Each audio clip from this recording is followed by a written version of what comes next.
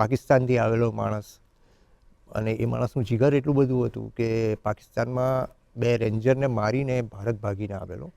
40 વર્ષની ઉંમરે એણે લગ્ન કર્યા 20 વર્ષની છોકરી સાથે, ત્યાં તે રબારી, અને પગલા ઉપરથી માણસ ઓળખી બતાવે. હાજી મસ્તાન જેવો માણસ એની પાસે આવ્યો હતો કે દાણચોરીનો સામાન અમે અહીંથી ઘુસાડીશું, જેમ દમણ એક જમાનામાં દાણચોરી માટેનું હતું, એણે ના પાડી દીધી હતી.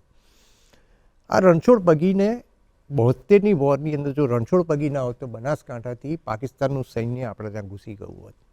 રણછોડ પગીએ દારૂગોળો સરદારસિંહ નામના કર્નલને પહોંચાડ્યો હતો, એના કારણે આપણું લશ્કર લડ્યું હતું. એ સ્ટોરી મેં લખી.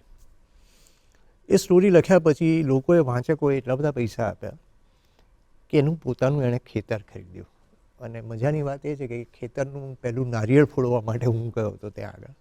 એ પછી કેશુભાઈની સરકાર અને નરેન્દ્ર મોદીની સરકાર બંને જણા એનું પેન્શન ચાલુ કર્યું.